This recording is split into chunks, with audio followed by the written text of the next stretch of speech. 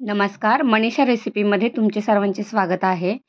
आज आपण बनवणार आहोत लाल बटाट्याची भाजी. तर त्यासाठी आपल्याला लागत आहे बटाटा, टोमॅटो, कांदा, लसूण, जिरी, त्याच्यानंतर लाल मिरची, हळद पावडर आणि मोहरी. तर आता आपण बटाटे वगैरे कापून घेऊया.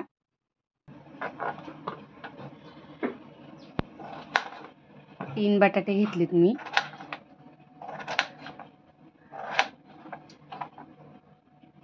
मला ही भाजी टिफिनसाठी बनवायची आहे.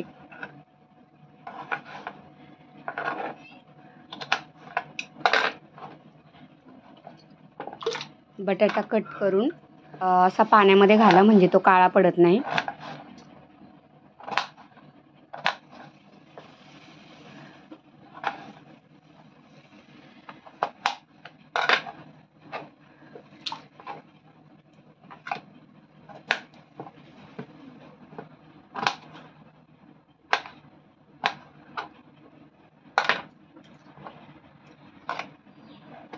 आपल्याला 3 लोकांसाठी भाजी बनवायची असेल तर मी 3 बटाटे घेतलेत, एक मोठा टोमॅटो घेतला आहे आणि 3 कांदे घेतलेत.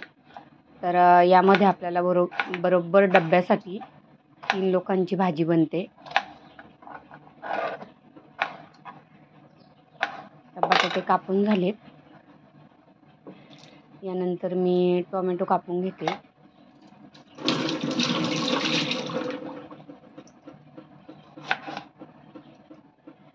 टोमॅटोचं बी नेहमी काढून घेत जा.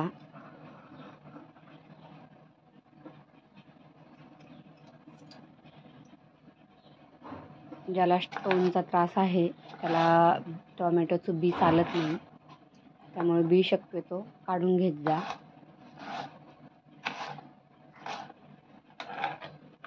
आणि हा जो टोमॅटोचा मधला कडक भाग असतो तोही कट करून टाकत जा.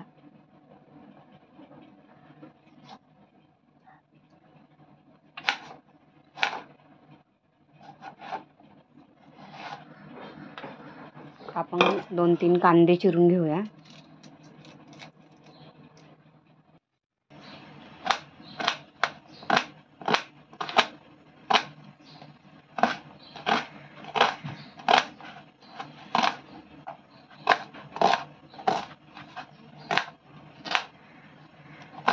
आता माझ्या सर्व भाज्या कट करून झाल्यात. वरती मी कढई गरम करायला ठेवते.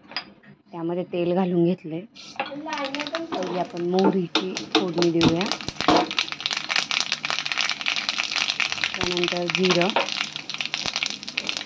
त्यानंतर घालूया कढीपत्ता आणि आता यावर आपण कांदा घालून घेऊया.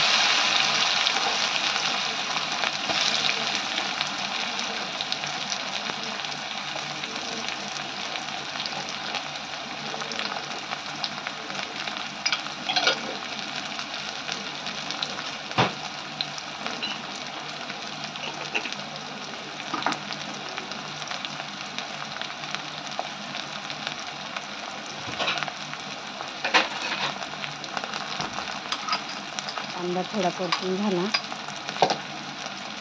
की नंतर याच्यावर आपण टोमॅटो घालून घेऊया. तर थोडं आलं आणि लसूणची पेस्ट घातली मी. मिक्स करून घेऊया.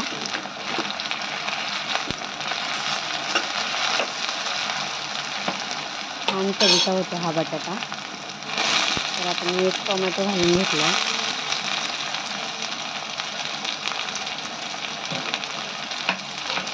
कांदा आणि टोमॅटो चांगलं मिक्स करून घ्या. यामध्ये मीठ घालून घ्या.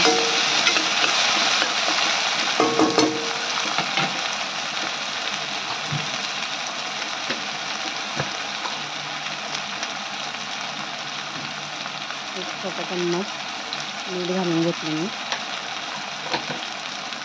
आणि मिक्स करून घेऊया.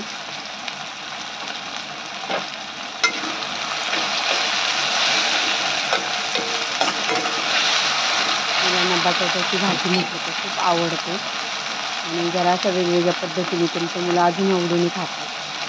आता यावर मी 1 चमचा हळद घालून घेतली आणि 1 चमचा लाल मिरची पावडर घालून घ्यायची. किंवा तुमच्या घरचा लाल मसाला घातला तरीही चालेल. छान पद्धतीने बनते ही भाजी. आपण नेहमी हिरवी मिरची घालून करतो, तर कधीतरी अशी वेगळी.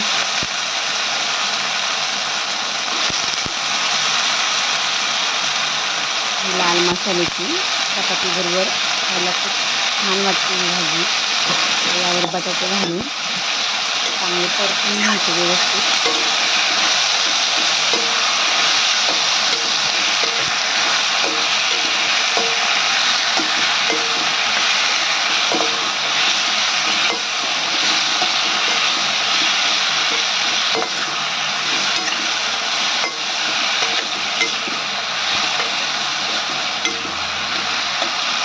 चांगलं मीठ झालं त्यावर थोडा वेळ झाकून लावून शिजून द्यायचं.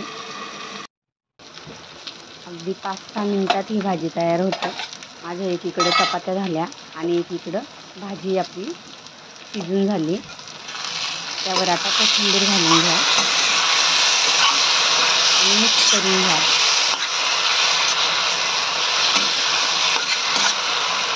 थोडंसं भाजीचं तेल आहे ते नंतर भाजी अशी कढईत थोडीशी एक साईडला ठेवून बाजूला ठेवा आणि तेल असं एक चमचा एका ठिकाणी मिक्स होऊ द्या. आणि नंतर भाजी अशी एका भांड्यामध्ये एका साईडने काढून घ्या. म्हणजे टिफिन ज्यावेळेस आपण भरतो तेव्हा तेल डब्यातून उतरणार नाही. कारण या भाजीला थोडंसं तेल असेल तर चांगली परतून वगैरे टेस्टही चांगली येते आणि खराबही होत नाही. त्यामुळं थोडंसं ही काळजी घ्यायची. मी अशी कढई एका साईडला ठेवून त्याचं तेल एका बाजूने उतरून घेतलं आणि त्यानंतरच भाजी अशी एका बाऊलमध्ये काढून घेतली, का जेणेकरून आता आपण टिफिन भरताना टिफिनमधून तेल बाहेर येणार नाही.